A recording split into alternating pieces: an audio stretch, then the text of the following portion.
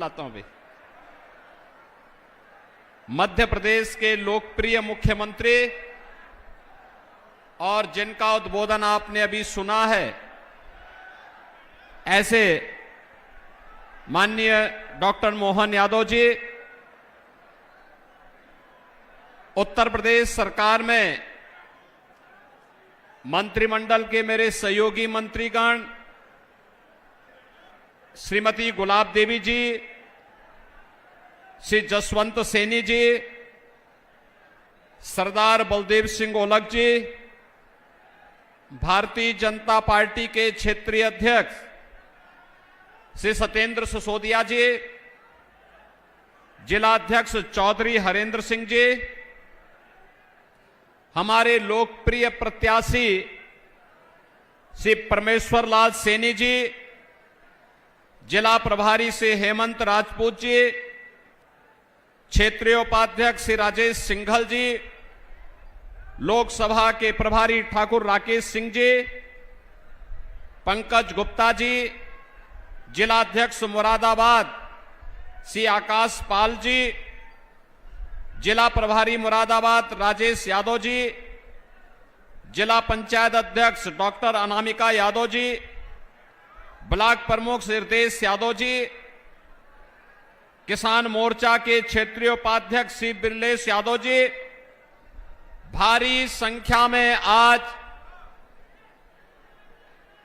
संभल में मां केला देवी के इस प्रांगण में आयोजित इस चुनावी सभा में उपस्थित सभी संभल के मेरे बहनों और भाइयों, मैं सबसे पहले जगत जननी मां भगवती केला देवी के श्री चरणों में नमन करते हुए आप सभी का मैं हृदय से अभिनंदन करता हूं, स्वागत करता हूं। बहनों और भाइयों, संभल के बारे में कहा जाता है कि कलयुग के अवतार भगवान कल्कि का इसी कलयुग में अगले 2000 वर्ष के अंदर अवतार होना है, और अवतार की धरती कोई और नहीं है, यही संभल है, जिसके लिए यहां केला देवी के महंत श्री ऋषिराज गिरिजी महाराज जिस लड़ाई को लड़ रहे हैं आपके बल पर, इसी संभल में वह चमत्कार होने वाला है। और इसीलिए संभल का अपना महत्व हमारे लिए है, और इसीलिए आज हम सब आपसे अपील करने के लिए आए हैं। नए भारत में नया उत्तर प्रदेश, और नए उत्तर प्रदेश में नया संभल की भी अपनी पहचान होनी चाहिए। बहनों और भाइयों, 2 चरणों के चुनाव संपन्न हो चुके हैं, और तीसरे चरण में आपको संभल में भी चुनाव करना है। अब तक का जो रुझान है, वह रुझान पूरे देश के अंदर एक स्वर में पूरा देश बोल रहा है। क्या बोल रहा है? फिर एक बार, फिर एक बार, थोड़ा जोर से बोलिए, संभल की आवाज में बोलिए। फिर एक बार, फिर एक बार मोदी सरकार का।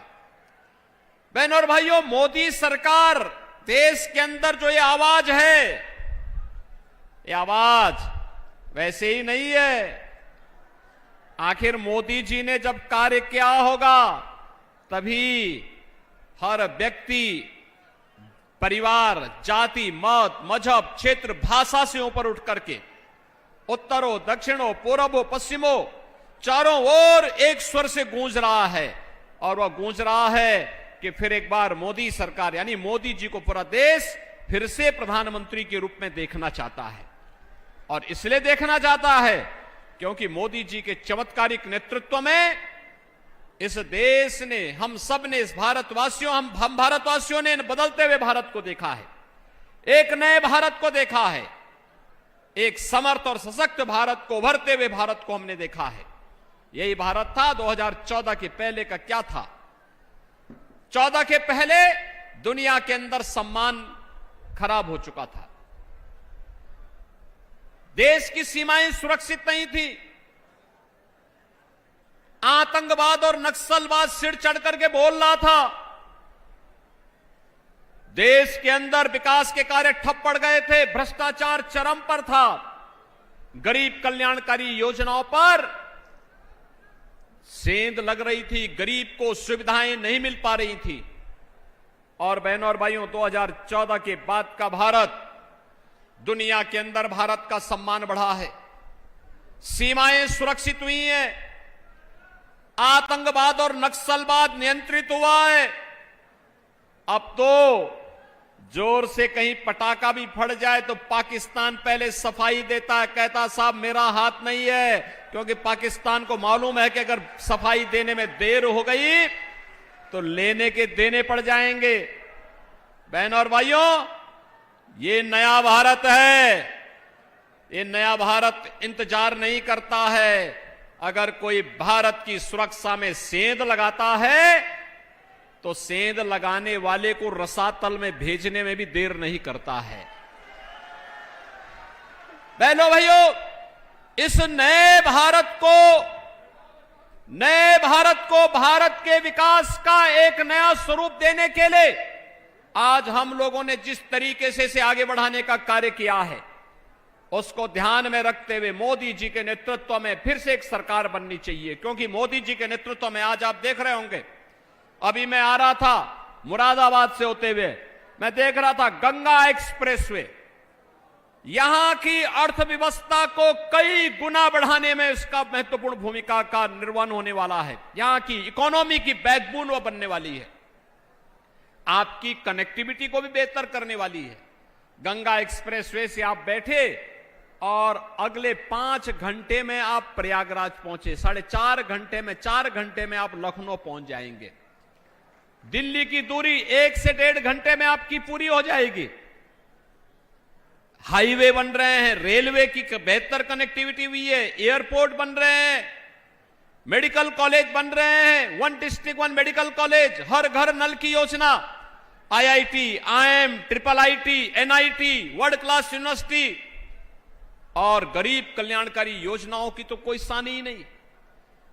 आप सोचो, 2014 के पहले कांग्रेस और समाजवादी पार्टी की सरकार के समय लोग भूखों मरते थे, आज 80 करोड़ लोग फ्री में राशन की सुविधा का लाभ प्राप्त कर रहे हैं।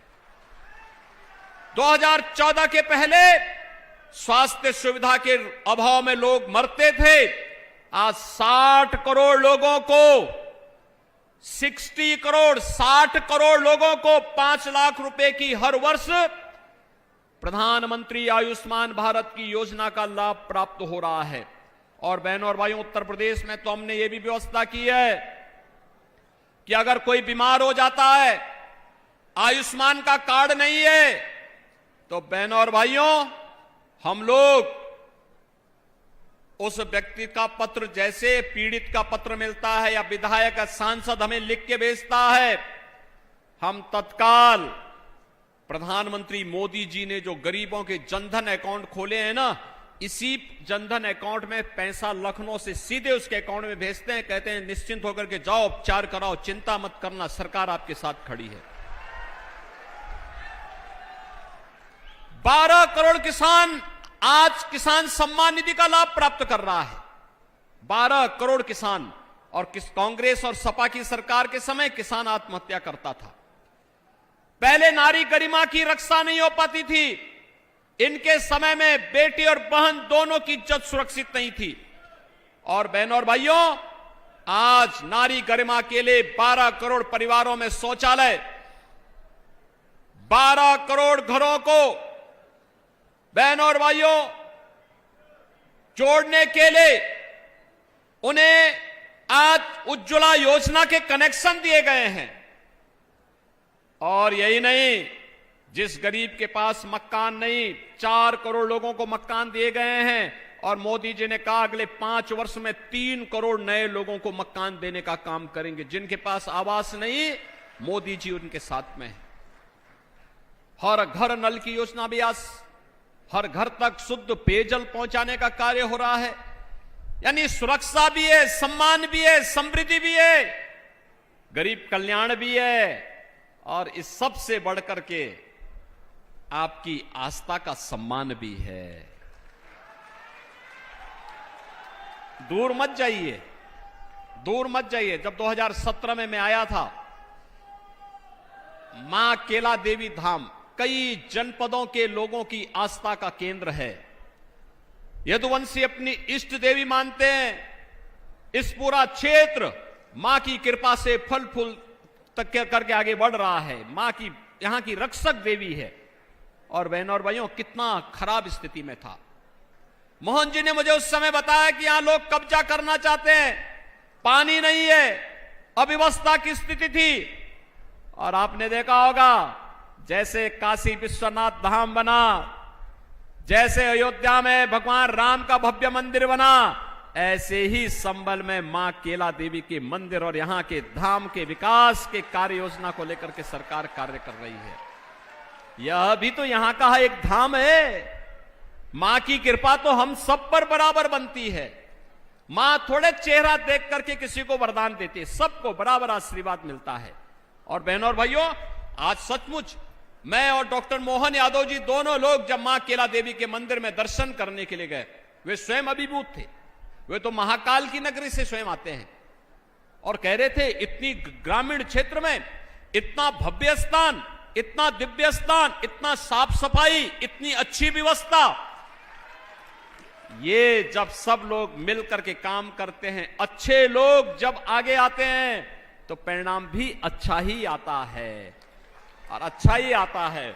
और इसीलिए बहनों और भाइयों, इस चुनाव की दृष्टि से मैं कहना चाहूंगा, कांग्रेस और सपा का गठबंधन ऐसे है जैसे किसी अनाड़ी हाथों में कोई ट्रैक्टर दे दिया जाए और कहा जाए कि चला लो, तो वह किसी के ऊपर चढ़ा देगा। यही स्थिति है इन लोगों की। तो ये दो लड़कों की जोड़ी तो यही है। ये लोग माफिया और अपराधियों को गले का हार बनाते थे, उनका महिमा मंडन करते थे, संतों को प्रताड़ित करते थे और शरीफ लोगों को व्यापारी और बेटी की सुरक्षा में सेंध लगाते थे। और आज आप देख रहे होंगे कि बेटी और व्यापारी सुरक्षित है, किसान अन्नदाता किसान का सम्मान हो रहा है, नौजवान को नौकरी और रोजगार मिल रहा है, अयोध्या में राम मंदिर का भव्य निर्माण भी हो रहा है, वहां राम लला विराजमान हो रहे हैं, और दूसरी तरफ माफिया और अपराधियों का राम नाम सत्य है की यात्रा भी निकल रही है। एक साथ राम के ही नाम पर सारे काम हो जा रहे हैं। और बहनों और भाइयों, इसीलिए आज हम सब आए हैं। आपने देखा होगा, मैं केवल आपसे एक बात पूछना चाहता हूं, कांग्रेस का घोषणा पत्र आपने देखा होगा। एक प्रकार से यानी इंडी गठबंधन जो है, कांग्रेस, सपा और उनके साथ जो और भी तमाम लोग जुड़े हुए हैं, इन सब का गठबंधन है ये। और ये गठबंधन कैसे? स्वार्थ का गठबंधन। ये गठबंधन देश के लिए नहीं है। ये गठबंधन किसके लिए है? आज आपने देखा होगा, पाकिस्तान का एक मंत्री, पूर्व मंत्री राहुल गांधी की तारीफ कर रहा है। यानी भारत में कोई तारीफ नहीं करता, क्योंकि लोगों को मालूम है जब भी भारत पे संकट आएगा तो राहुल गांधी सबसे पहले इटली भागेगा, तब से भारत की याद नहीं आती है, तब से भारत की जनता याद नहीं आती है। लेकिन जब चुनाव आते हैं तब रामलला भी उनको याद आते हैं, तब वह उत्तर प्रदेश में आ थमकते हैं, फिर चुनावी गठबंधन करके फिर गायब हो जाएंगे, फिर 5 वर्ष तक कभी नहीं दिखाई देंगे। और बहनों और भाइयों, मैं आप सबसे यही कहने के लिए आज आया हूं कि भारतीय जनता पार्टी ने एक और गरीब कल्याण को लेकर के, भारत को आत्मनिर्भर और विकसित भारत की संकल्पना को लेकर के मोदी जी के नेतृत्व में इस चुनावी समर में आपके बीच में उतरी है। मोदी जी के नेतृत्व में विकास हुआ है और विकास होगा, भारत को विकसित भारत के रूप में स्थापित करेंगे। लेकिन दूसरी तरफ इंडी गठबंधन क्या कहता है? कांग्रेस और सपा का गठबंधन क्या कहता है? वो कहता है कि वह पिछड़ी जाति के लोगों को मिलने वाले आरक्षण को काट करके अल्पसंख्यकों को दे देगा। वह कहता है अनुसूचित जाति के लोगों को मिलने वाले आरक्षण में से कुछ हिस्सा काट करके वह अल्पसंख्यकों को बांट देगा। बाबा साहब भीमराव अंबेडकर ने कहा था कि धर्म के आधार पर आरक्षण नहीं हो सकता। धर्म के आधार पर आरक्षण भारत के विभाजन का आधार बना था और ये स्वतंत्र भारत धर्म के आधार पर आरक्षण स्वीकार नहीं कर सकता। फिर कांग्रेस और सपा के लोग क्या चाहते हैं? क्या देश का फिर से विभाजन चाहते हैं? ये लोग किस आधार पर लड़ाने का कार्य कर रहे हैं? कहते हैं जातीय जनगणना करेंगे। क्यों करेंगे? इसलिए करेंगे जिससे पहले जातीय जनगणना करके अलग अलग जातियों को अलग अलग समूह बनाएंगे, फिर इन जातियों को आपस में लड़ाएंगे और फिर लड़ाने के बाद कहेंगे कि देखो तुम्हारी तो लड़ाई आपस में इतनी ज्यादा है कि तुम सुलझ नहीं पाएगी। अब एक काम करते हैं कि तुम्हें जो ये आरक्षण मिलता है तुम पहले आपस में झगड़ा सुलझा देना, तब तक इस आरक्षण का लाभ मुसलमानों को दे देते हैं। ये करने वाली है कांग्रेस और सपा का गठबंधन। ऐसे ही अनुसूचित जाति के लोगों के, अनुसूचित जनजाति के लोगों के अधिकारों पे भी सेंध लगाएंगे और भारतीय जनता पार्टी मोदी जी के नेतृत्व में इसको स्वीकार नहीं करेगी। हरगिज स्वीकार नहीं करेगी। हमारी पिछड़ी जाति के, अनुसूचित जाति और जनजाति के लोगों को मिलने वाले आरक्षण में सेंध किसी भी प्रकार से और किसी भी दल को नहीं लगाने दिया जाएगा। और इसलिए बहनों और भाइयों, हम लोग आए हैं आपसे कहने के लिए, ये चुनाव नए भारत को आत्मनिर्भर और विकसित भारत के रूप में स्थापित करने का है। ये चुनाव तो अब यहां पर श्री हरि विष्णु के अवतार महाराज कल्कि के धाम को एक नया स्वरूप देने का चुनाव है। चुनाव उधर ही जा रहा है। आपने देखा होगा ना, लोग कहते थे पहले अयोध्या के बारे में भी लोग यही कहते थे, क्या ये हो पाएगा?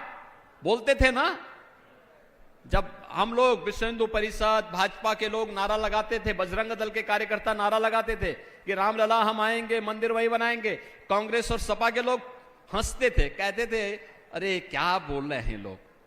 बोलते थे ना, ये लोग तब भी हंसते थे और तब भी कहते थे, उपहास करते थे हम लोगों का, कहते थे देखो ये कभी हो ही नहीं सकता। और इन लोगों ने उस समय क्या कहा था? सपा ने कहा था, समाजवादी पार्टी ने कहा था कि अयोध्या में परिंदा भी पर नहीं मार सकता। कांग्रेस के लोग कहते थे राम हुए ही नहीं। और जब न्यायालय फैसला देने लग गया तब इन्होंने क्या कहा था? इन्होंने कहा था अगर फैसला कोर्ट ने कर दिया तो खून की नदियां बहेंगे। अरे हमने कहा ये नया यूपी है भाई, यहां खून की नदियां नहीं, मच्छर भी नहीं मरने वाला है।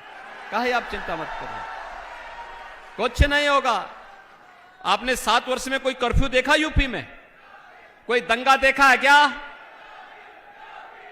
अब दंगा नहीं होता यहां। कर्फ्यू का स्थान तो कावड़ यात्रा ने ले लिया है। और इसलिए भाइयों बहनों, मैं आपसे कहने के लिए आया हूं, भारतीय जनता पार्टी ने धारा 370 कश्मीर से हटाई।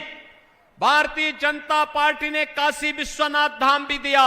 भारतीय जनता पार्टी ने अयोध्या को त्रेता युग के भगवान राम के कालखंड का अयोध्या फिर से बना करके आपकी आस्था को सम्मान दिया है। और कृष्ण कन्हैया के मथुरा वृंदावन के लिए भी एक बड़ी कार्य योजना के साथ हम आगे बढ़ चुके हैं। और मैं बोलना चाहता हूं, भाई हमारा एजेंडा तो एकदम तय है, हम करेंगे। लेकिन मैं पूछना चाहता हूं समाजवादी पार्टी से, क्या वह भी छोड़िए और जगह छोड़े, केला देवी के लिए न किया, उनसे गलती हो गई, नहीं किया उन्होंने। अयोध्या के लिए उन्होंने, उनके मन में जो भी भाव था उन्होंने जो कर दिया हो गया। काशी के लिए जो किया नहीं किया उन्होंने, नहीं कर पाए। मां विंध्यवासिनी धाम के लिए नहीं कर पाए। लेकिन क्या मथुरा वृंदावन के इस कार्यक्रम में जिसको लेकर के हम लोग आगे बढ़ रहे हैं, क्या समाजवादी पार्टी क्या इस कार्य में, इस पुण्य कार्य में सहयोग कर पाएगी? आप पूछना उनसे। और बहनों और भाइयों, जब ये ना आपको सुरक्षा दे सकते हैं, ना देश को सम्मान दिला सकते हैं, न गरीब कल्याण कर सकते हैं, न विकास ही करा सकते हैं, न आपकी आस्था का सम्मान ही कर सकते हैं, तो फिर इनको चुन करके क्या करेंगे आप? का इन बोझे को ढोने की आवश्यकता है। और फिर संभल में तो मैं आपसे कहना चाहूंगा, जिनको भारत माता की जय जयकार करने में संकोच होती हो, उनको भारत की संसद में जाने का अधिकार भी नहीं होना चाहिए। जिनको भारत का राष्ट्रगान और राष्ट्रगीत पसंद नहीं, जिनको भारत का राष्ट्रगान और राष्ट्रगीत पसंद नहीं, जिनको भारत का संविधान पसंद नहीं, जो भारत माता के प्रति सम्मान का भाव नहीं रख सकते, भारत के विकसित भारत के बारे में जिनके मन में आदर का भाव नहीं है, उनको देश की संसद में ही नहीं बल्कि भारत की धरती पर भी रहने का अधिकार नहीं होना चाहिए। और यही मैं संबल से आप सबसे अनुरोध करने के लिए आया हूं कि बहनों और भाइयों, ये नया भारत अपनी जनता की सुरक्षा और उनकी समृद्धि का और उनके सम्मान को भी रखना जानता है और देश के गद्दारों से निपटना भी जानता है, अच्छी तरह जानता है। और उसी के लिए आपका आह्वान करने के लिए आया हूं मैं आज कि श्री परमेश्वर लाल सैनी, आपने देखा होगा परमेश्वर लाल सैनी सम विषम परिस्थिति में एक समान रहने वाला कार्यकर्ता है। सम विषम परिस्थितियों में, हार में या जीत में, किंचित नहीं भयभीत में, यानी वह किसी भी प्रकार से कोई वो नहीं, हर विषम परिस्थितियों में लड़ने का जज्बा। और फिर जब मां केला देवी का आशीर्वाद प्राप्त हो चुका है उनको, तो बहनों और भाइयों, आप सबका आशीर्वाद भी उन्हें प्राप्त होना चाहिए। हम तो आश्वानित हैं कि इस बार परमेश्वर लाल सैनी का तिलक होगा, जरूर राज तिलक होगा। सहमत हैं? सहमत हैं? सभी लोग सहमत हैं? पीछे भी सड़क के उस पार भी मैं पूछना चाहता हूं, सभी लोग सहमत हैं ना? बहनों और भाइयों, चुनाव के लिए अब प्रचार के लिए मात्र 3 दिन बाकी रह गए। ये 3 दिन के अंदर घर घर जाना होगा, घर घर जाना होगा। आपको जाएंगे? मेरे लिए जाएंगे? मोदी जी के लिए जाएंगे? डॉक्टर मोहन यादव जी मध्य प्रदेश से आए हैं, उनके लिए जाएंगे? तो हमारा एक ही संदेश है, घर घर में कमल चुनाव चिन्ह खिलाने की आपको तैयारी करनी है। तैरेंगे? सभी लोग सहमत है ना? पीछे सड़क के उस पार भी देखो, आपको दिखाई नहीं दे रहा होगा लेकिन मुझे दिखाई दे रहा है, इसलिए मेरे साथ सब लोग बोलेंगे कमल चुनाव चिन्ह में। चुनाव के दिन सबसे पहला काम क्या? पहले मतदान, पहले मतदान। और ये बात देखना, पहले ही 3 घंटे में 50% वोटिंग होनी है। तैयार हैं? सभी लोग सहमत हैं? तो फिर मेरे साथ बोलेंगे, भारत माता की, भारत माता की, भारत माता की जय श्री राम, जय जय श्री राम।